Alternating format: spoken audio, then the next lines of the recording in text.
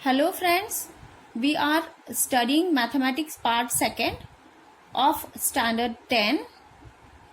In that chapter number 3rd, circle. In last video we have solved practice set 3.1 up to question number 2nd. Now today we are going to solve 3rd question and 4th question from the practice set. Okay, now let us see question number 3 from practice set. Segment RM and segment RN are tangent segments of circle with center O. Now here in the figure you can see O is the center of circle, RM and RN are two tangent segments of a circle. Okay. Prove that segment OR bisects angle MRN as well as angle MON. We have to prove that here segment OR bisects the angle MRN and also the same segment OR bisects the angle MON. Okay, this we have to prove. Now here we can see in triangle RMO, here RMO and triangle RNO, in these two triangles angle RMO, that is angle RMO, okay, this angle is equal to angle RNO. Okay, these two angles are equal angles. Why? Because of the tangent theorem. What is the tangent theorem? Tangent is perpendicular to radius. Okay, so therefore angle RMO and angle RNO is equal, are equal angles and it is equal to 90 degree. Okay, now OR is the hypotenuse which is common for both these triangles. So therefore hypotenuse OR, congruent hypotenuse OR. Okay, because it is common side for both the triangles. Now side OM is congruent side ON. OM is congruent side ON. Okay, why? These two sides are congruent for these two triangles. Why? Because they are radii of the same circle. Therefore, we can say that triangle RMO is congruent to triangle RNO. By which theorem? That is hypotenuse side theorem. Therefore, if the two triangles are congruent triangles, then their corresponding angles and corresponding sides are also congruent. So we can say that angle MRO, this angle MRO is congruent angle NRO. Okay, these two angles are congruent.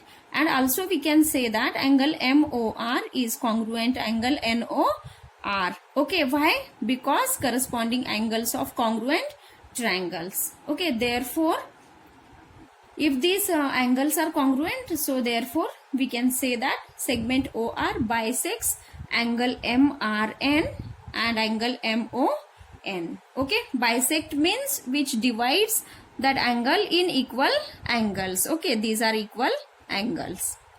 Now question number 4.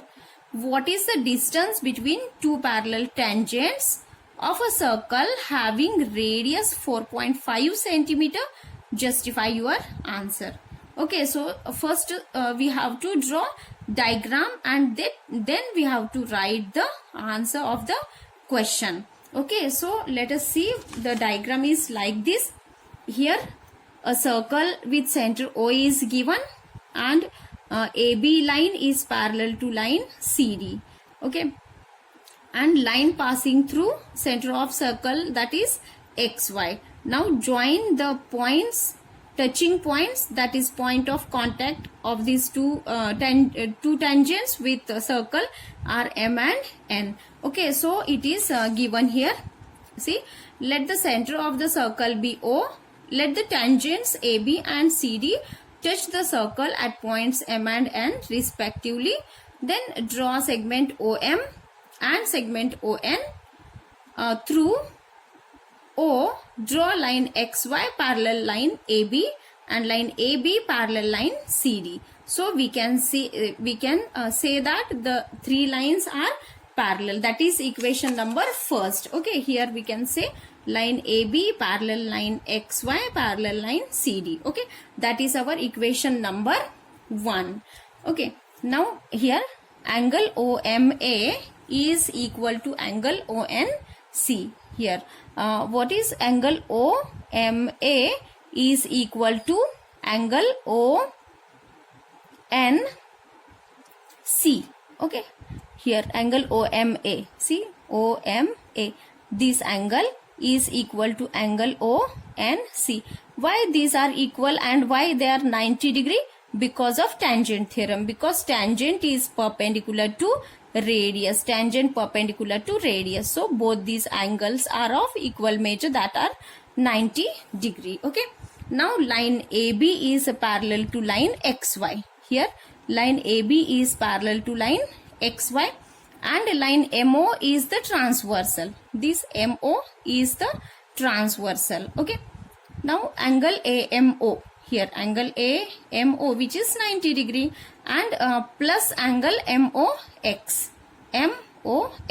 Okay, sum of these two angles. Now students, we know that these are two parallel lines and MO is transversal. Then the sum of interior angles is 180 degree. Okay, 180 degree means they are supplementary. So here we can write angle AMO plus angle MOX is equal to 180 degree. Why? Because these are interior angles by interior angles theorem, because these are interior angles and their sum is 180 degree, means they are supplementary. So angle AMO is 90 degree plus angle MOX which is equal to 180 degree. So therefore angle MOX is equal to 180 degree minus this 90 degree which is equal to 90 degree. Okay, so angle MOX is 90 degree. Similarly, we can find out measure of angle NOX which is also 90 degree, because this angle ONC is 90 degree. So 90 plus 90, 180. Okay, so angle NOX is equal to 90 degree. Now here angle MOX, see angle MOX plus angle NOX. These two angles, if we add these two angles, 90 plus 90 degree which is equal to 180 degree. Okay, so therefore angle MOX and angle NOX are adjacent as well as supplementary. Okay, these two angles are adjacent angles and they are supplementary angles also. Okay, therefore angle MOX and angle NOX form linear pair. Okay, so these two angles form linear pair, means angles on the same line, they make linear pair, okay, of angles. So now ray OM, this ray OM and ray ON are opposite rays. Points M, O and N are collinear. Points M, O, N are collinear points. Okay, therefore MN is the distance between the parallel tangents, that is MA and CD. Okay, see this we can say here points MO, N are collinear and MN is the distance between this. MN is distance between the two parallel tangents. Okay, parallel tangents are AB and CD. So MN is equal to this whole distance. MN is equal to diameter of the circle. Okay, so here MN is equal to, means diameter of the circle is 2 multiplied by radius. Diameter is 2 times of the radius. Okay, so now 2 multiply 4.5 which is equal to 9 centimeter. So distance between parallel tangents is 9 centimeter. Okay, MN is equal to 9 centimeter. Okay, distance between these two parallel tangents is equal to MN, and MN is nothing but the what? It is diameter, and we have given radius, so diameter is double of the radius which is 9 centimeters. So in this way we have solved practice set 3.1. Now students, we are going to learn the next point of this chapter, that is touching circles. Now here in the figure we can see you can see the two circles with centers O and P touching each other externally. Means first we have to know what is meant by touching circles. So let us see, if two circles in the same plane have only one point in common. Okay, two circles in the same plane have only one point in common are called touching circles. Okay, so these are touching circles, the circles which have only one common point. Okay, so they are called as touching circles. Circles can touch each other internally. Okay, internally touching circles and externally. Two circles can touch each other externally or internally. Okay, now first let us first we see externally touching circles. Okay, these are the two circles. The circles with centers O and P touch each other externally. Okay, centers with circles with centers O and P touch each other externally at point T. The point of touching, that is point of contact, is point T, and line L is the common tangent at point T. Okay, L is the common tangent for both the circles, and it passes through point T. Okay, now here the two circles are internally touching circles. Okay, the circles with centers O and P touch each other internally at point T. Line L is the common tangent at point T. Here line L is the common tangent at point T. Okay, O is the center of the bigger, that is larger circle, and P is the center of the smaller circle. Okay, and these two circles touches each other internally at point T. Okay, and line L passes through the point of contact, that which is tangent, passes through point T. Okay, now theorem of touching circles. What is the theorem of touching circles? First, what is the statement for theorem of touching circles? It is, if two circles touch each other, their point of contact lies on the line joining the centers. See what we have to prove. What is the statement? If two circles touch each other. Okay, two circles touch each other internally or externally. Okay, their point of contact lies on the, okay, their point of contact lies on the line joining the centers. Now here centers A and B. Okay, the point C lies on the line joining the centers of the circles. This point C lies on the line joining the centers of the circle. Okay, now given. What is given? C is the point of contact of two circles with centers A and B. Okay, these two circles with centers A and B, and their point of contact means they are touching each other at point C. Here also the same. Okay, now to prove, we have to prove this point C lies on the line AB. Okay, this point C lies on line AB. Point C lies on line AB. Okay, now proof.